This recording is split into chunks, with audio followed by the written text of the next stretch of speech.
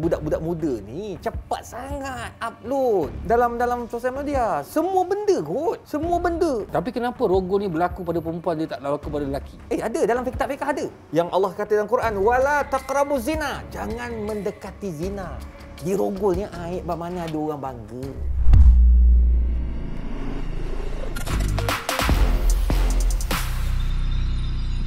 Bismillahirrahmanirrahim. Assalamualaikum warahmatullahi taala wabarakatuh, dan salam sejahtera bagi mereka yang bukan Islam yang menonton Sembang Viral setiap malam. Pantas, padu, padat, pendek aja 10 minit, penuh dengan info yang penting bermanfaat. Dan saya bersama dengan Profesor Madya, Dr. Ustaz Izzuhar Arif. Ustaz, baik Ustaz? Ya, baik. Abang sihat ke? Sihat, alhamdulillah. Seadanya, alhamdulillah. Saya tak tahu abang, badan abang tegap kan, Pak? Tegap. Sebab saya makan berhenti sebelum kenyang. Oh, sama lah. Itu nampak pun steady. Oh, dalam ni jangan cek pasal, jangan cek pasal. Dalam ni puji kat luar kau kutuk aku Ustaz, dalam kehidupan kita Ustaz kan, kita percampuran tu penting kan? Baik lelaki baik perempuan.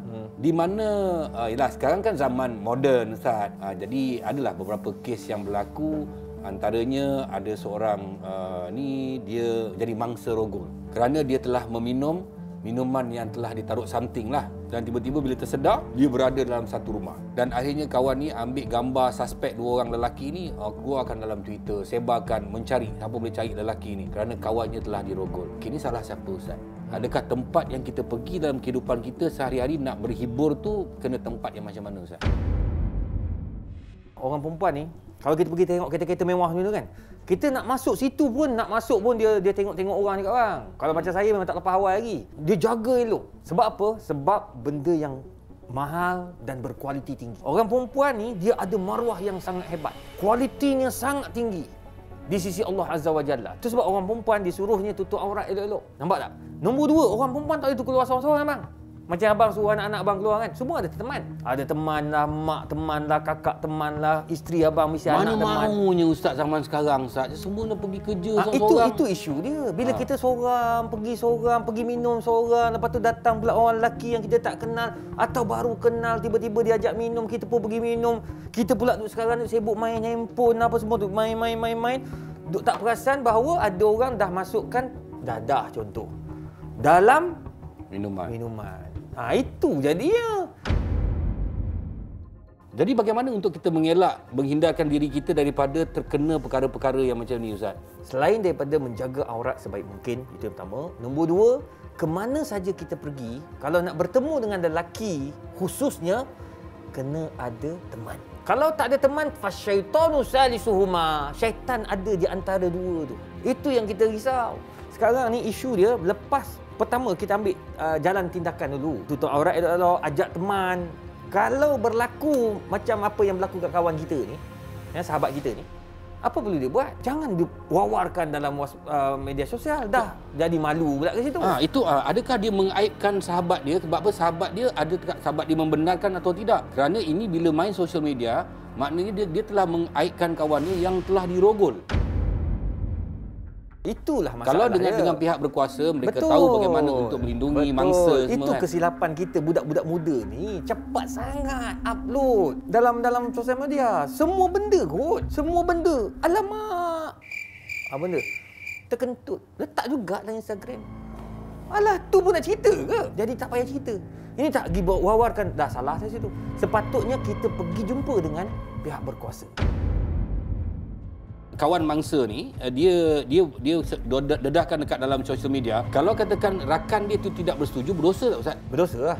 Sebab kita dah membuka aib orang sedangkan orang tak izinkan. Tapi dia niat baik Ustaz, nak tolong ni kawan baik ni. Tak betul. Benda yang melibatkan jenayah, rogol ni jenayah. Bukan main-main ni bang.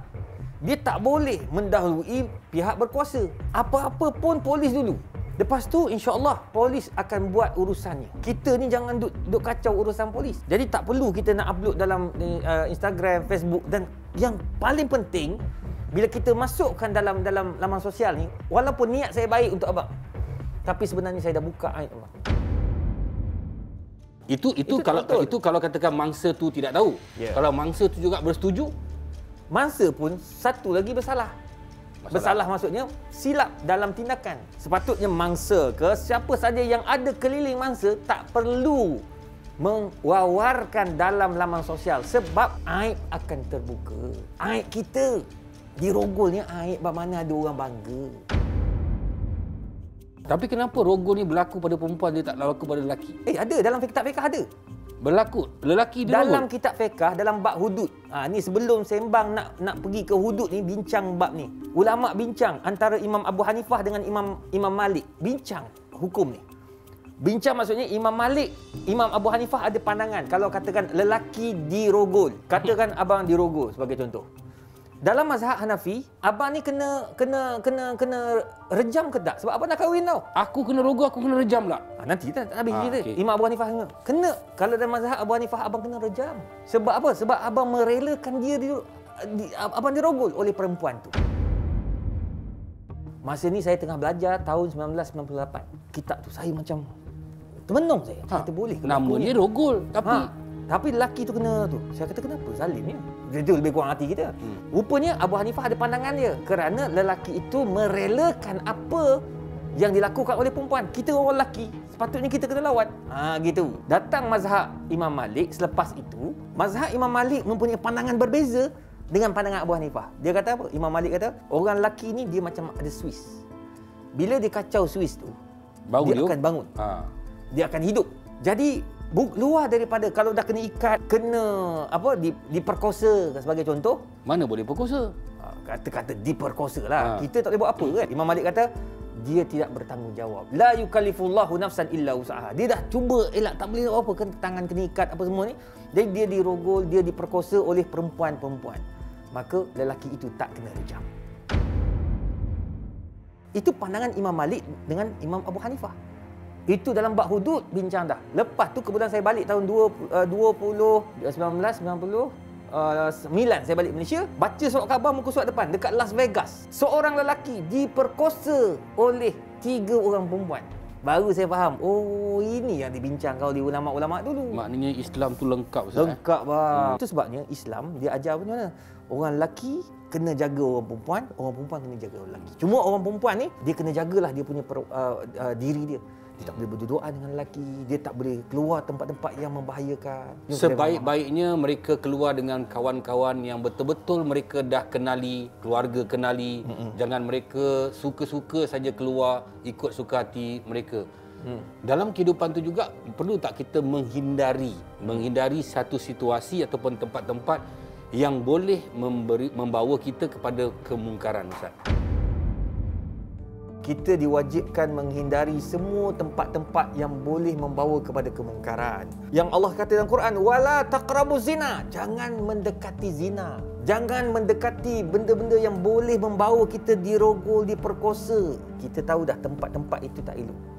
Kita tahu dah bila keluar dengan orang yang macam ni, kita tengok perwatakan dia dengan tak semayangnya, dengan itu, dengan pakaiannya.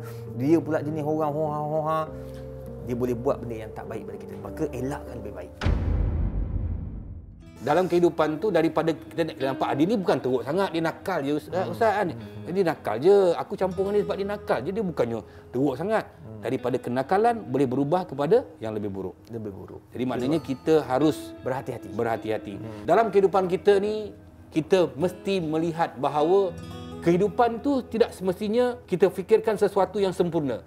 Kerana dalam kehidupan tu ada ranjau, ada duri dia. Tapi bagaimana untuk kita melepasi ranjau dan duri itu? Kerana di setiap ranjau dan duri itu ada pengajaran-pengajaran daripada Allah Subhanahu Wa Taala. Jadi pastikan orang yang kita berdamping itu adalah orang yang boleh memberikan kebaikan kepada kita, dan banyaklah kita berdoa kepada Allah Subhanahu Wa Taala supaya kita dielakkan daripada kemungkaran. Amin amin ya rabbal alamin. Jangan kita kongsi, kalau tak pasti jangan kita buat wakaf dosa. Assalamualaikum warahmatullahi wabarakatuh. Salam sejahtera bagi mereka yang bukan Islam yang menonton sembang viral setiap malam. Jumpa lagi esok malam di TV9. Tak puas hati kita PM tepi. Bye.